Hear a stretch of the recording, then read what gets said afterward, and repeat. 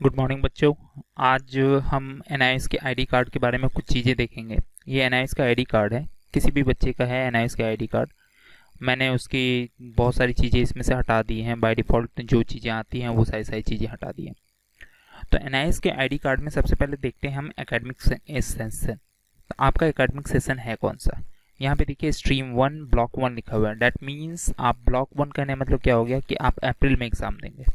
यही अगर यहाँ पे ब्लॉक 2 रहेगा तो ब्लॉक 2 कहने का मतलब क्या हो गया कि वो जो आप देने वाले हो पेपर जो दोगे वो आप अक्टूबर में पेपर दोगे। तो यहाँ पे ब्लॉक 1 और ब्लॉक 2 की बातें होती हैं कि ब्लॉक 1 किसके लिए यूज़ किया जाता है, ब्लॉक 2 किसके लिए यूज़ किया जाता है। तो ये चीज़ें ध्यान में रखिएगा। जैसे यहाँ पे ब्लॉक 1 है ना, तो ये ब्लॉक 1 कहने का मतलब क्या हो गया, इस बच्चे को पेपर कहाँ पे देना है, अप्रैल में पेपर देना है।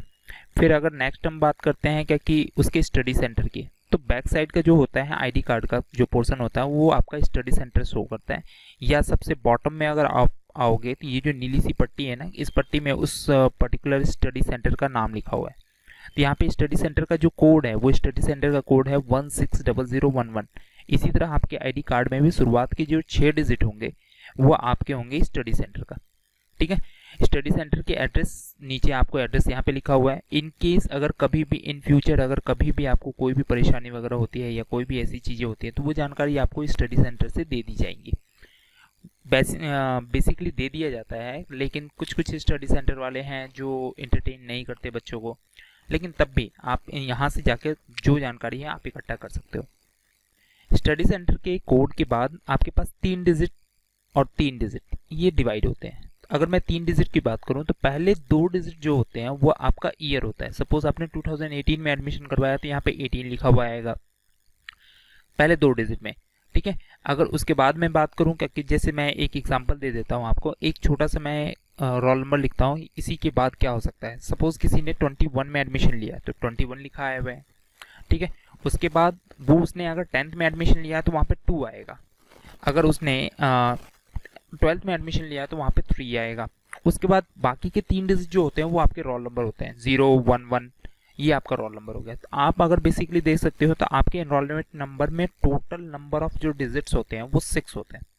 अब 6 की बात करते हैं तो अब 6 के अकॉर्डिंग आप देख सकते हो, यहाँ से समझ सकते हो। पहले 6 क्या हो गए आपके, मतलब टोटल 12 होते हैं। पहले जो 6 होते हैं वो 6 आपके लिए हो गया कौन सा, स्टडी सेंटर का कोड। उसके बाद 21 कहने मतलब आपने ईयर 21 में एडमिशन लिया है। उसके बाद आया 3 कहने मतलब आपने 12वीं में एडमिशन लिया है। और अगर यहाँ पे 2 लिखा हुआ आएगा डैट मीन्स आपने जो एडमिशन लिया है वो आपने 10वीं में एडमिशन लिया है। नेक्स्ट जो होते हैं वो आपके 3 डिजिट होते हैं, ये आपके रोल नंबर के होते हैं। तो इतना समझ लीजिएगा। फिर आपके यहाँ पे नाम होता है, इस नाम आपको समझ में आ रहा होगा, नाम होगा, उसके बाद फादर नेम होगा, उसके बाद आपके पास मदर नेम होगा, आपका डेट ऑफ बर्थ होगा। ठीक है, फिर सेकेंडरी स्कूल का एग्जामिनेशन, देखिए यहाँ पे सेकेंडरी इन्होंने कर रखा है तो इसलिए यहाँ पे 2 आएगा उसके एडमिशन के लिए, मतलब रोल नंबर में 2 आएगा। अब ये सब्जेक्ट कोड है, 201 हिंदी के लिए आता है, 202 आपके पास इंग्लिश के लिए आता है। उसी तरह अगर मैं बात करूँ 213 एसएसटी सोशल साइंस के लिए आता है, 216 और 222 ये सारे आपके कोड हैं। 216 जैसे होम साइंस के लिए आ जाता है, 222 कोड जो आता है वो कोड इसी तरह आपका कोई एक सब्जेक्ट होगा, उस सब्जेक्ट के अकॉर्डिंग मैं डेफिनेटली पता नहीं है, मैं एक सब्जेक्ट की लिस्ट ग्रुप के डिस्क्रिप्शन में डाल दूंगा इस पर्टिकुलर वीडियो के लास्ट में। तो वो सब्जेक्ट की लिस्ट होती है, चाहे वो 10वीं की हो या 12वीं की हो, ये सारी चीज़ें। उसके बाद आपका एड्रेस आ जाता है, नीचे में आपके स्टडी सेंटर का एड्रेस आ गया। तो ये पूरा जो डाटा है, ये पूरा डेटा आपका आई कार्ड का है। ये ध्यान में रखिएगा, आप कभी भी आई कार्ड पे अगर जाते हैं तो वहाँ पे लिखा हुआ रहता है कि you will be allowed only twice to download the ID card dashboard.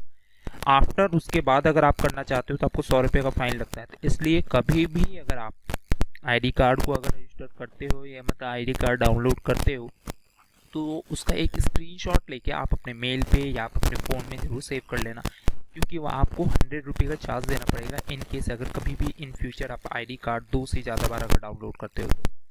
दूसरी बात यहाँ पे लिखी हुई है कि जो आईडी कार्ड आपको दी जाती है, जैसे आपने 2021 में एडमिशन लिया है तो 5 साल के लिए वैलिड होगा, मतलब 2021 से लेकर 2026 तक। इस बीच में आपको आपकी 10वीं या 12वीं कंप्लीट कर लेनी है। तो this is all about NIS ID card. इसके बारे में समझ में आ गया होगा, कोई दिक्कत तो नहीं होगी। ज़्यादा जानकारी के लिए हमारे चैनल को सब्सक्राइब करें, और अगर वीडियो अच्छी लगी हो तो लाइक और शेयर जरूर करें। Thank you very much.